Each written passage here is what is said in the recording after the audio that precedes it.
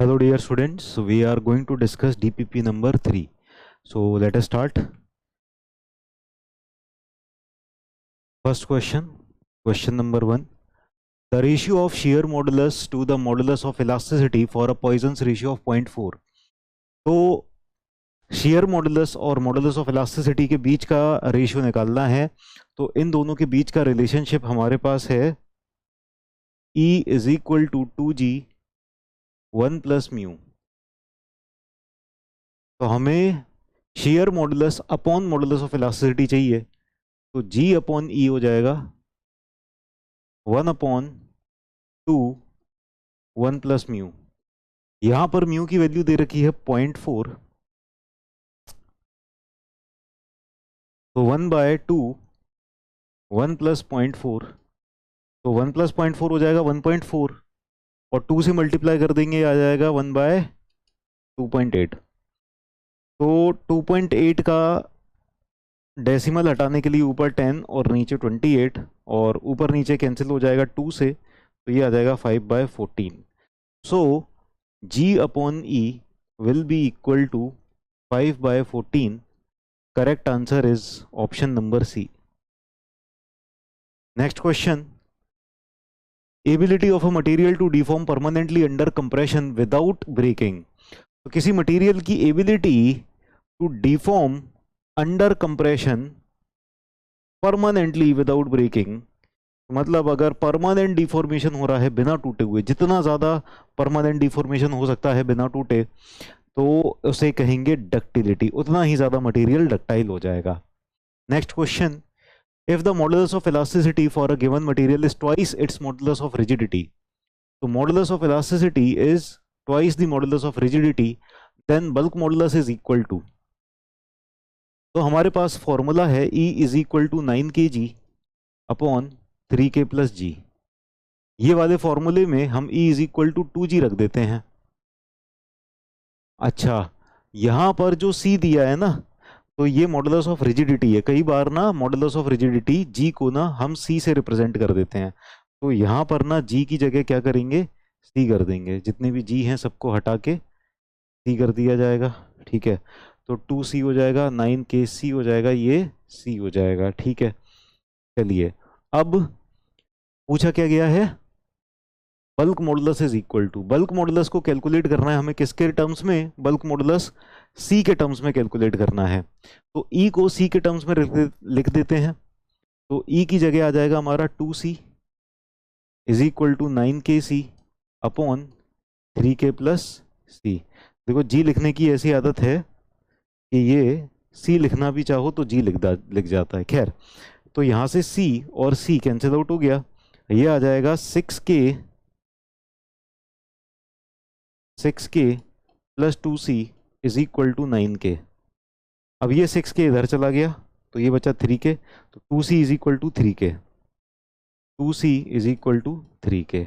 Now हमको क्या चाहिए था, हमको चाहिए बल्क मॉडुलस कितना होगा, तो bulk modulus k is equal to 2C/3 आ जाएगा, 2C/3। तो ये हो जाएगा हमारा correct answer, 2C/3। Correct answer will be option C, option C will be the correct answer. चलिए next question. Hooke's law is applicable to, Hooke's law किस तरह के मटेरियल के लिए एप्लीकेबल है, एनिसोट्रोपिक के लिए, ऑर्थोट्रोपिक के लिए, या आइसोट्रोपिक के लिए, या नन ऑफ दीज। तो Hooke's law is applicable for isotropic materials, ठीक है। Correct answer is C. Next, stress induced in a member due to suddenly applied load, तो ये चीज आप याद रख लेना, सडनली जब भी अप्लाइड लोड होगा, whenever there is suddenly applied load, तो stresses will be equal to 2 times the gradually applied load. Suddenly applied load में जो स्ट्रेसेस होंगी they will be 2 times stress due to gradually applied load. ये याद कर लेना, ठीक है, इंपॉर्टेंट है, रिमेंबर, कई बार क्वेश्चन आया है, ठीक है। So twice, correct answer will be option C, ठीक। Next, the ability of a material to deform without breaking, बिना ब्रेक किए डिफॉर्म करता जाए मटेरियल, उस एबिलिटी को क्या कहते हैं हम, वैसे तो डक्टिलिटी होता है, ability of material to deform without breaking,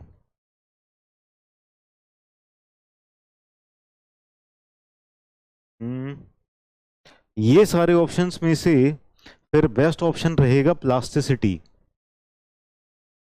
plastic material ना डिफॉर्म करता जाता है, तो जितनी ज़्यादा प्लास्टिक लिमिट होती है उतनी ही ज़्यादा हम डक्टाइल भी बोलते हैं। तो वैसे एक्यूरेट आंसर होता डक्टाइल या डक्टिलिटी, लेकिन डक्टिलिटी नहीं दिया तो फिर प्लास्टिसिटी हो जाएगा करेक्ट आंसर। ठीक है, next, the Poisson's ratio of a material having Young's modulus 200 gigapascal, numerical जैसा दिख रहा है शक्ल से, तो सारी की सारी वैल्यूज लिख लेते हैं जो जो दी हुई हैं। E is equal to 200 megapascal, sorry gigapascal, और G is equal to 80 gigapascal. ठीक है, तो क्या पूछा गया है? पॉइजन्स रेशियो पूछा गया है। तो पॉइजन्स रेशियो क्या होता है? पॉइजन्स रेशियो होता है 3K minus 2G upon 6K plus 2G। 3K minus 2G, Young's modulus और G के बाद पूछा है ना, तो ये वाला फॉर्मूला नहीं लगाएंगे। हम क्या करेंगे, E is equal to 2G 1 plus mu, ये वाले फॉर्मूले से कैलकुलेट कर लेंगे। तो म्यू की वैल्यू क्या आ जाएगी? अच्छा, यहीं पर ही डायरेक्ट रख देते हैं, 200 यंग्स मॉडुलस की value 2 into 80 1 plus mu, 1 plus mu, तो 2 और ये 200 कैंसिल आउट हो गया, यहाँ पर आया 100 और ये हो गया 10/8 is equal to 1 plus mu. 10/8 का मतलब है 5/4, 5/4 का मतलब है 1.25, so 1.25 is equal to 1 plus mu. तो इसका मतलब है म्यू इज इक्वल टू 0.25 आ गया, mu is equal to 0.25। So correct answer will be option B, option B आ जाएगा करेक्ट आंसर। नेक्स्ट क्वेश्चन पर चलते हैं। In a composite bar the load distribution among material of which is made is based on assumption that all the materials will have, एक minute, in a composite bar the load distribution among material of which it is made is based on the assumption that all the materials will have। देखो कोई composite बार है, composite बार जैसे कि मान लो एक ये बार है और दूसरा ये वाला बार है, ये दोनों एक दूसरे के साथ अटैच्ड हैं, है ना। तो ये क्या हो गया, कंपोजिट बार हो गया। अब इसके ऊपर फोर्सेस वगैरह लगाएंगे ना, तो फोर्सेस जब लगाएंगे, मान लो कंप्रेसिव फोर्स लगाई, कंप्रेसिव फोर्स लगाई तो दोनों मटेरियल एक साथ कंप्रेस होंगे। तो स्ट्रेस डिस्ट्रीब्यूशन जो इनमें होगा कि इसमें कितना स्ट्रेस है और इसमें कितना स्ट्रेस है, वो किस आधार पर होगा? वो स्ट्रेस डिस्ट्रीब्यूशन इस आधार पर होगा कि ये कंपोजिट है, तो ये दोनों एक दूसरे के रिस्पेक्ट में स्लिप नहीं करेंगे। जब स्लिप नहीं करेंगे तो यानी जितना कंप्रेशन इसका होगा उतना ही कंप्रेशन इसका होगा, साथ साथ में ये दोनों कंप्रेस करेंगे। या फिर अगर टेंसाइल फोर्स लगाएं, एलोंगेट करेंगे, तो एलोंगेशन भी दोनों का बराबर बराबर होगा। यानी हम ये कह सकते हैं या तो कंप्रेशन या एलोंगेशन दोनों का बराबर बराबर होगा। तो इस हिसाब से इन दोनों के बीच में स्ट्रेसेस का डिस्ट्रीब्यूशन आएगा, ठीक है ना। तो किस बेसिस पर स्ट्रेस डिस्ट्रीब्यूशन आएगा? इक्वल एरियाज, इक्वल एरिया तो दिए ही नहीं होंगे, है ना। सेम यंग्स मॉडुलस, अगर मटेरियल अलग अलग है तो सेम यंग्स मॉडुलस हो नहीं सकता। सेम स्ट्रेन, यस, अगर चेंज इन लेंथ सेम है और ओरिजिनल लेंथ तो सेम है ही, तो चेंज इन लेंथ भी सेम है। चेंज इन लेंथ सेम है, ओरिजिनल लेंथ सेम है, तो सेम स्ट्रेन आ जाएगा, है ना, सेम स्ट्रेन आ जाएगा। उसके हिसाब से स्ट्रेसेस का डिस्ट्रीब्यूशन होगा। तो स्ट्रेसेस तो सेम रहेंगे ही नहीं, मतलब कभी कभी हो सकता है बाय मिस्टेक आ जाए, बाय चांस स्ट्रेस सेम आ जाए, लेकिन जनरली स्ट्रेसेस अलग अलग रहेंगे। चलिए, the law stress is proportional to strain within certain limits, कौन सी लिमिट्स? इलास्टिक लिमिट या प्रोपोर्शनल लिमिट, है ना। ज्यादा एक्यूरेटली कहें तो प्रोपोर्शनल लिमिट, कई बार क्वेश्चन में इलास्टिक लिमिट रहेगा तो इलास्टिक लिमिट टिक कर देंगे। खैर, the stress is proportional to strain, ये किसने दिया था? ये रॉबर्ट हुक ने दिया था। Correct answer is option D, इसे हुक्स लॉ भी कहते हैं ना। Next, a steel cube of volume 8000 CC, ये भी दिखने में न्यूमेरिकल टाइप का लग रहा है। तो स्टील का क्यूब है, इसकी वॉल्यूम है हमारे पास 8000 cc, is subjected to an all round stress, all round stress या ऑल राउंड प्रेशर 1330 kg पर centimetre square. Bulk modulus of the material 1.33 into 10⁶ kg पर centimetre square. The volumetric change, तो volumetric change पूछा गया है। Volumetric change, volume में कितना change आएगा? सॉल्व करते हैं। वॉल्यूमेट्रिक चेंज के लिए देखो बल्क मॉडुलस रिक्वायर्ड होता है, ठीक है। तो बल्क मॉडुलस अगर हमारे पास है, बल्क मॉडुलस की वैल्यू क्या होती है, P अपॉन वॉल्यूमेट्रिक स्ट्रेन। अब वॉल्यूमेट्रिक चेंज पूछा है, तो वॉल्यूमेट्रिक स्ट्रेन को वॉल्यूमेट्रिक चेंज के टर्म्स में लिख लेते हैं। तो ये होगा P प्रेशर, ये हो जाएगा वॉल्यूमेट्रिक चेंज। वॉल्यूमेट्रिक स्ट्रेन क्या होता है, change in volume upon original volume, ठीक है, इसको ऐसे लिख सकते हैं। तो हमें कैलकुलेट करना है चेंज इन वॉल्यूम, इसको हम ऐसे भी लिख सकते हैं P V upon delta we. तो इसका मतलब है डेल्टा वी को हम लिख सकते हैं पी वी अपॉन के, पी वी अपॉन के, ठीक है। तो चेंज इन वॉल्यूम कितना हो जाएगा, पी प्रेशर कितना है 1330 kg पर सेंटीमीटर स्क्वायर, ठीक है। यूनिट्स लिखें क्या, चलो लिख देते हैं kg पर सेंटीमीटर स्क्वायर। वॉल्यूम कितना दिया है 8000 CC, 8000 CC divided by bulk modulus क्या है 1.33 इंटू 10⁶ kg पर सेंटीमीटर स्क्वायर। तो kg पर सेंटीमीटर स्क्वायर ऊपर से और नीचे से कैंसिल आउट हो गया, ये कैंसिल आउट। वॉल्यूम हमारी चेंज इन वॉल्यूम किस में आ जाएगा, सीसी में आ जाएगा, ठीक है। अब यहाँ पर देखो 1330 और ये 1.33 कैंसिल करके बचा क्या, ऊपर 1000 बच गया, ऊपर 1000 बचा तो ये 3 जीरो बचे, यहाँ पर 6 जीरो में से 3 जीरो बच गए, और ये 3 जीरो और ये 3 जीरो कैंसिल आउट हो गए, ठीक है ना। तो फाइनली बचा हमारे पास 8 CC. Change in volume will be 8 CC. Correct answer will be option ए। आसान आसान क्वेश्चन है सारे, आप लोगों से तो तुरंत बन गए होंगे ये सारे के सारे क्वेश्चन, है ना। ठीक है, नेक्स्ट परमानेंट सेट क्लास में करा रखा है। क्या होता है कि अगर हम किसी मटेरियल को इलास्टिक लिमिट से भी आगे तक लोड कर दें, ये पॉइंट बी था, सी तक लोड कर दिया, तो क्या होगा कि कुछ तो रिकवरी हो जाएगी लेकिन सारी की सारी रिकवरी नहीं होगी। तो जितना स्ट्रेन रिकवर हो गया, ये तो इलास्टिक था, और जो परमानेंट बचा रह गया, permanent deformation remaining, that is permanent set या plastic deformation. Plastic deformation recoverable है या इररिकवरेबल, इररिकवरेबल, रिकवर नहीं हो पाया। तो irrecoverable deformation in the body, जो रिकवर नहीं हो पाया वही परमानेंट सेट होता है। तो करेक्ट आंसर हो जाएगा option D. Next, stress strain curve for an ideally plastic material. Ideally plastic material कुछ इस तरह का होगा कि यहां पर रिजिड टाइप का बिहेव करेगा, फिर एक स्ट्रेस रीच होने के बाद ये एकदम परफेक्टली प्लास्टिक बॉडी, है ना। तो इसको कहेंगे आइडियली प्लास्टिक या rigid plastic body. So correct answer will be option C, option C. Next question, a 2 meter long bar of uniform section 50 mm square extends 2 mm under a limiting axial stress of 200 newton पर mm square, modulus of resilience पूछा है। ये भी calculation type का लग रहा है question. तो क्या किया जाए, लेंथ सारी की सारी जो चीजें गिवन है ना वो यहाँ लिख लेते हैं। 2 मीटर लॉन्ग है, क्रॉस सेक्शनल एरिया है 50 mm स्क्वायर का, ठीक है। इसका चेंज इन लेंथ हुआ, एलोंगेशन हुआ 2 mm under a limiting axial stress. Limiting axial stress यानी लिमिटिंग कौन सी लिमिट आ गई होगी यहाँ पर, यील्ड स्ट्रेस हो सकता है, इलास्टिक लिमिट हो सकता है, चलो यील्ड स्ट्रेस ही होगी, ठीक है ना। वैसे भी जनरली हम यील्ड स्ट्रेस और इलास्टिक लिमिट बराबर ही मानते हैं। तो यील्ड स्ट्रेस 200 न्यूटन पर mm स्क्वायर, ठीक है। ये सारी वैल्यूज गिवन है, पूछा है what is the modulus of resilience. Modulus of resilience का मतलब क्या हो जाएगा, modulus of resilience, just a minute. तो मॉडुलस ऑफ रेजिलियंस कैसे डिफाइन करते हैं, let us C.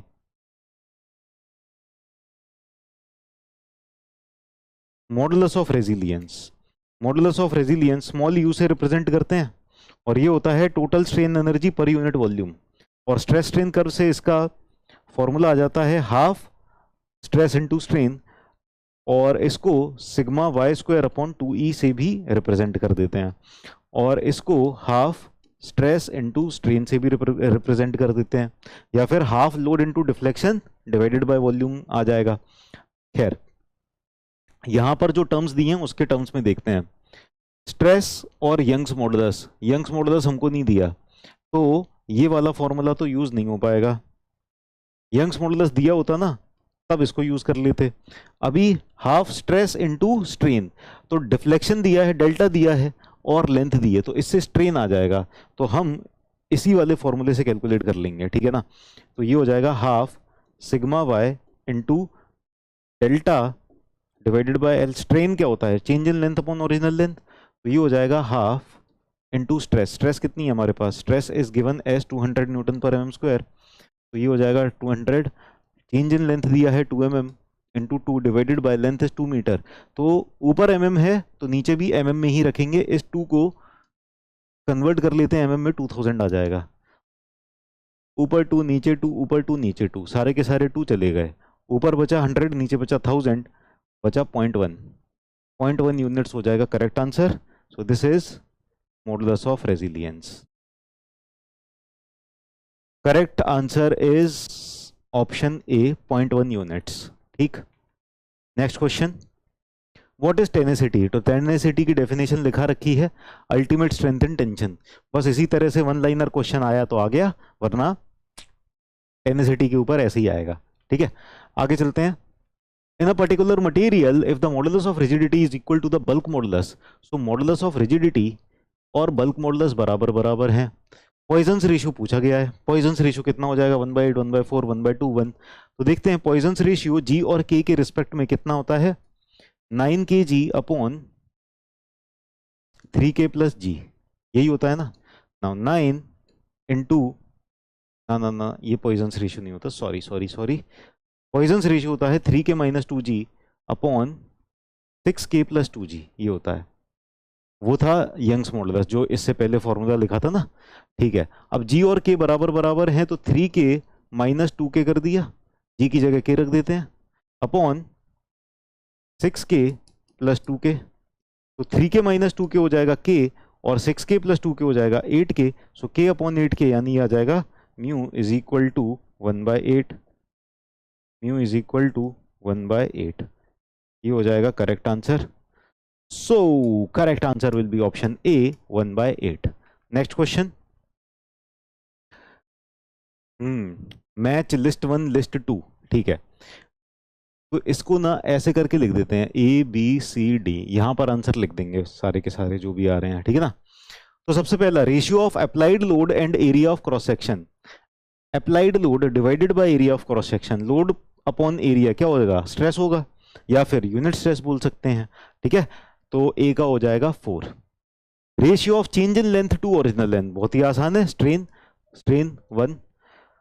Ratio of maximum load to original load, sorry maximum load to original area of cross section, load divided by area, ये भी तो stress ही होगा, sorry maximum load बोला है ना, अकेला लोड नहीं बोला, मैक्सिमम लोड बोला है, तो कोई मटेरियल जो जितना ज्यादा मैक्सिमम लोड ले जा सकता है उसको एरिया से डिवाइड कर दें तो वो क्या आ जाएगा, मैक्सिमम वाली स्ट्रेस आ जाएगी, यानी अल्टीमेट स्ट्रेस आ जाएगी 2।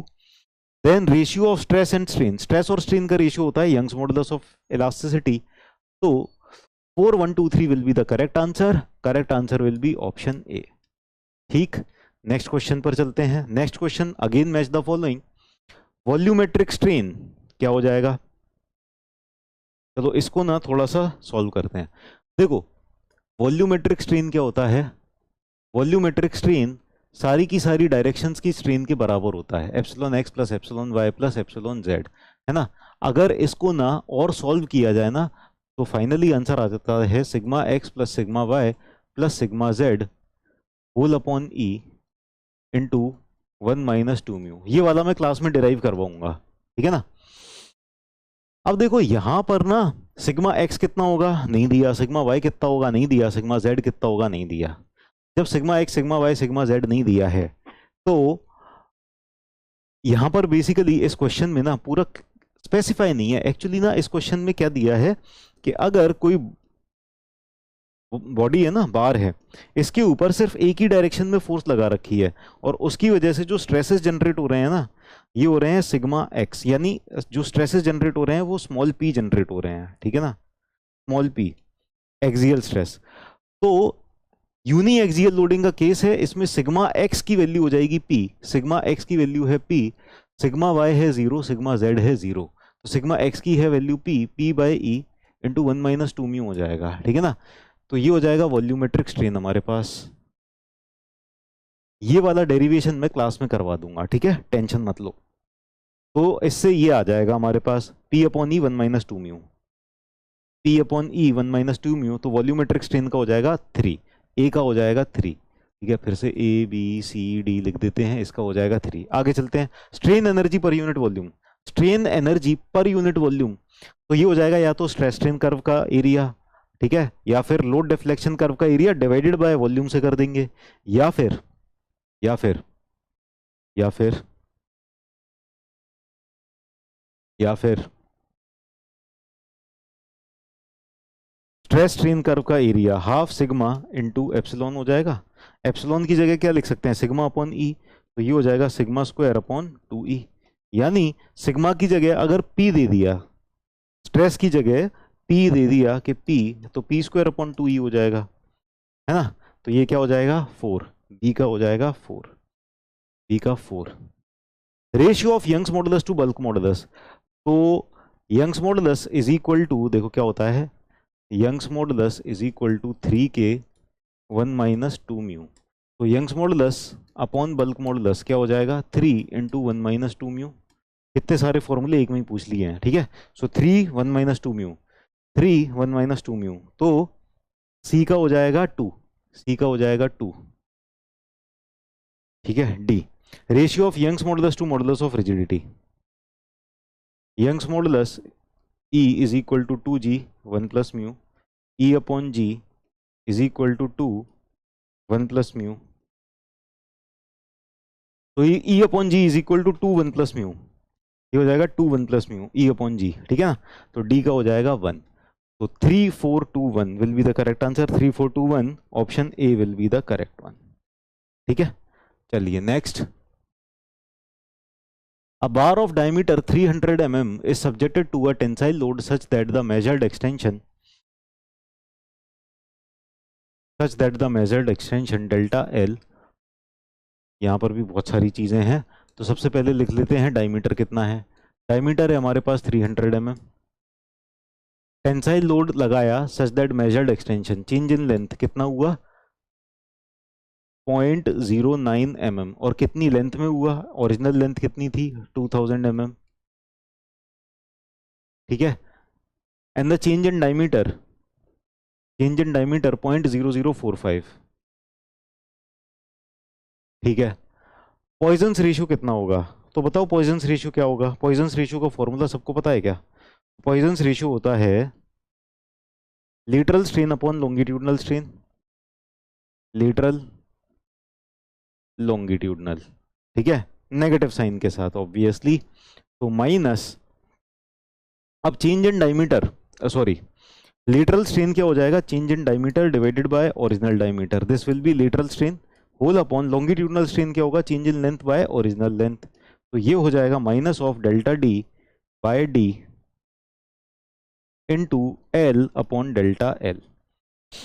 चेंज इन डायमीटर देखो, bar of diameter 300 mm subjected to tensile load such that the measured extension on length of 2000 mm is 0.0, देखो लेंथ में तो एक्सटेंशन हो रहा है, लेंथ बढ़ रही है, तो ये पॉजिटिव हो जाएगा, ठीक है ना। And the change in diameter, जब इस तरह से लॉन्गिट्यूडनल लोड लगा रखा है तो डायमीटर क्या होगा, रिड्यूस हो जाएगा, सो चेंज इन डायमीटर ये माइनस आएगा, ठीक है ना। अब यहाँ पर जब वैल्यूज रखेंगे तो माइनस तो है ही, फिर ये minus D sorry delta D की वैल्यू में नेगेटिव में रखेंगे, तो ये हो जाएगा -0.0045 होल अपॉन डायमीटर, डायमीटर कितना है हमारे पास 300 mm का डायमीटर है, 300 mm का डायमीटर है, इनटू लेंथ कितनी है 2000 mm divided by change in length 0.009, ठीक है ना। तो माइनस माइनस तो कैंसिल आउट हो जाएगा, अगले पेज पर कैलकुलेशन करते हैं, ठीक है। तो let us do calculation on next page, 0.0045 into 2000 whole upon 300 into 0.0009, ये क्या हो जाएगा म्यू, चलो ठीक है, ये म्यू आ गया। अब 2000 के 3 जीरो इसमें मल्टीप्लाई हो गए, तो 1 2 3 4.5 इंटू 2, 4.5 इंटू 2 हो जाएगा 9 डिवाइडेड बाय ये 2 जीरो इसमें मल्टीप्लाई हो जाएगा, तो ये हो जाएगा 3 into 9, so 9 9 cancel 1/3, mu is equal to 1/3, correct answer is 1/3 option B. चलिए बहुत ही बढ़िया, आसान से क्वेश्चन है। नेक्स्ट क्वेश्चन पर चलते हैं। Glass will obey Hooke's law up to, कोई भी मटेरियल है हुक्स लॉ कहाँ तक फॉलो करता है? प्रोपोर्शनल लिमिट तक। Yield point, proof stress, fracture, 50% of stress eight fracture. अकेला ग्लास बोला हुआ है, मतलब ऐसे ग्लास, ग्लास स्पेसिफाई कर दिया कि ग्लास के लिए बताना है। ग्लास का जो स्ट्रेस स्ट्रेन कर्व होता है ना, वो लगभग ऐसा होता है कि एकदम सीधा सा जाके ना टड़ाक टूट गया। ठीक है, तो ये जहां पर फ्रैक्चर होता है ना, फ्रैक्चर, ये जो फ्रैक्चर पॉइंट होता है ना, ऑलमोस्ट ये स्ट्रेस स्ट्रेन कर्व ना पूरा का पूरा लीनियर ही होता है।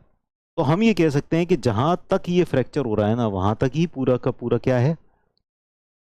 प्रोपोर्शनल लिमिट है। पूरा का पूरा stress is directly proportional to strain ही है।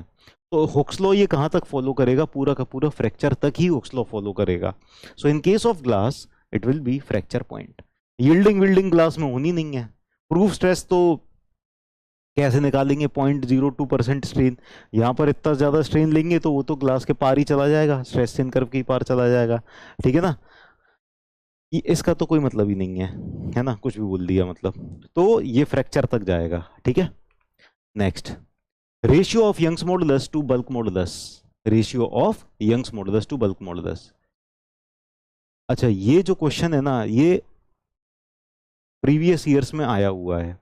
ठीक है, प्रीवियस ईयर्स में भी गलत क्वेश्चन आया हुआ है। तो कई बार ना ऐसा होता है कि गलत क्वेश्चन भी आ जाते हैं।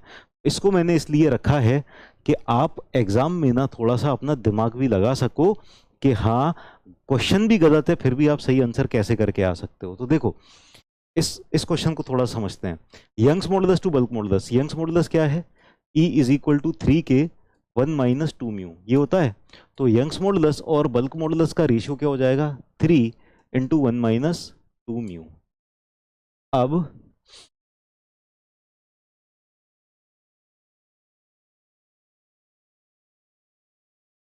म्यू की वैल्यू कहां से कहां तक लाई करती है? म्यू की वैल्यू, म्यू है ग्रेटर देन इक्वल टू 0 और म्यू है लेस देन इक्वल टू 0.5। ठीक है ना, इंजीनियरिंग मटेरियल्स के लिए म्यू की वैल्यू है 0 से 0.5 तक वेरी करती है। तो जब आपने E अपॉन के लिखा, that will be equal to 3 into 1 minus 0। तो इसकी वैल्यू जो है म्यू, अगर ग्रेटर देन इक्वल टू 0 है तो ये क्या हो जाएगा? ये क्या हो जाएगा? Less than equal to this. क्यों? क्योंकि म्यू की वैल्यू हमने कौन सी रखी है? मिनिमम वैल्यू रखी है, कम से कम वैल्यू रखी है। जब कम से कम वैल्यू रखी है तब इसकी वैल्यू मैक्सिमम आएगी। क्यों आएगी मैक्सिमम? क्योंकि ये म्यू वाली जो टर्म है ना, ये सब्ट्रैक्शन में है। तो ये जो भी टर्म आएगी उसमें से अगर जैसे जैसे म्यू बढ़ता जाएगा ना, तो इस पूरी टर्म को छोटा करता जाएगा। वाई? क्योंकि म्यू ये नेगेटिव में है। ठीक है ना, तो E by K will be less than equal to 3। E by K less than equal to 3 हो जाएगा, है ना। तो इनमें से कोई भी ऑप्शन नहीं है, 1/3, 1/3, 1/2 और ऐसे।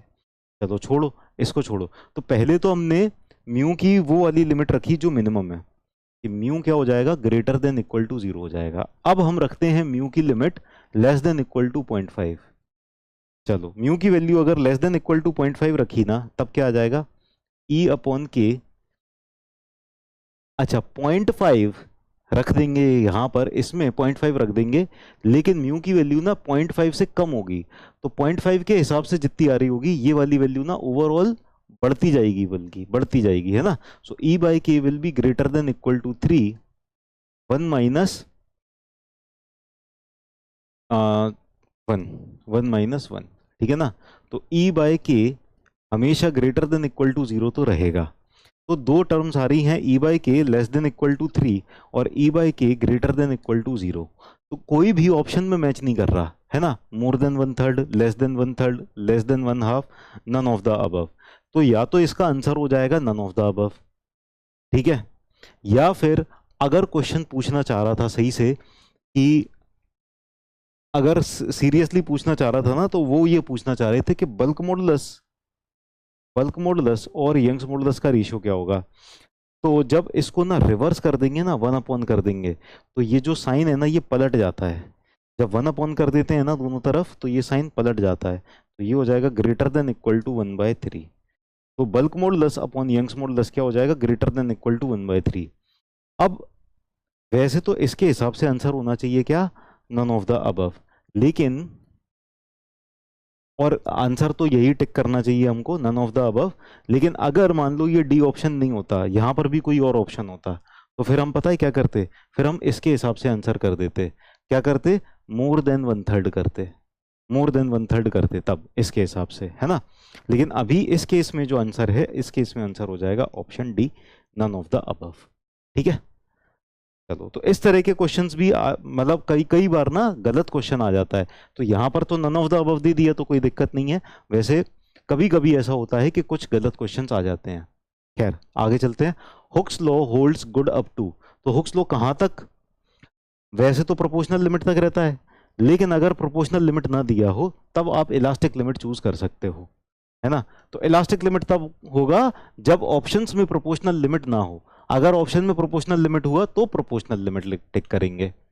Next, the brittle materials have low toughness because, तो ब्रिटल मटेरियल्स की जो टफनेस होती है वो कम होती है। क्यों कम होती है ब्रिटल मटेरियल्स की टफनेस?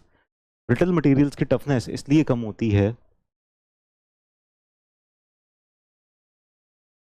टफनेस क्या होता है, पूरा का पूरा जो स्ट्रेस स्ट्रेन कर्व है ना, पूरा का पूरा जो स्ट्रेस स्ट्रेन कर्व है फ्रैक्चर तक, उसके अंडर का एरिया, है ना।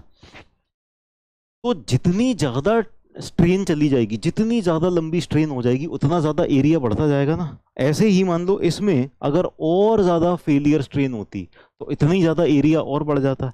अब ब्रिटल मटेरियल में क्या होता है, उनकी प्लास्टिक स्ट्रेन या strain at time of failure बहुत ही कम होता है, और जब strain at time of failure कम होगा तो फिर ये वाला जो एरिया बचा रह जाएगा ये भी कम रह जाएगा। तो इनकी ना टफनेस कम क्यों होती है? क्योंकि फेलियर के टाइम पे स्ट्रेन बहुत कम होता है ना। So they have large plastic deformation? नहीं, they have only small plastic deformation before fracture. तो plastic deformation before fracture बहुत कम होता है, इसलिए तो करेक्ट आंसर हो जाएगा ऑप्शन बी। तो इसलिए इनकी टफनेस कम होती है। Next, Poisson's ratio for cast iron. So cast iron के लिए जो पॉइजन्स रेशियो की लिमिट होती है ना, कास्ट आयरन के लिए पॉइजन्स रेशियो की लिमिट 0.3 से 0.23 से 0.27 तक वेरी करती है ना। ये होती है माइल्ड स्टील की लिमिट, माइल्ड स्टील, बाकी तो कैसे भी ऑप्शंस बना दिए हैं, ठीक है ना। ये कास्ट आयरन के लिए होती है, इसका करेक्ट आंसर हो जाएगा ऑप्शन ए। वैसे कास्ट आयरन के लिए ना कई सारी टर्म्स रहती हैं, जैसे 0.2 टू 0.3 दिया हो कभी, है ना। माइल्ड स्टील के लिए कई बार 0.27 से 0.33 भी दिया रहता है। तो ना ऑप्शंस थोड़ा सा देख के ना, और रेंज थोड़ी सी समझ के कि नियर अबाउट रेंज कौन सी आ रही है, तो उसके हिसाब से आपको टिक करना होता है। क्योंकि बुक्स में भी अलग अलग बुक्स में थोड़ा सा अलग अलग वैल्यूज दी रहती हैं। कई बार एग्जाम्स के अंदर भी किसी एग्जाम में ये वाली वैल्यू सही दे दी, किसी एग्जाम में ये वाली वैल्यू सही दे दी, तो इस तरह से आपको याद करना पड़ेगा। ठीक है, तो ये सारे क्वेश्चंस खत्म हो गए DPP 3 के। So I hope you enjoyed it. Thank you so much, bye bye, take care, see you in the next discussion.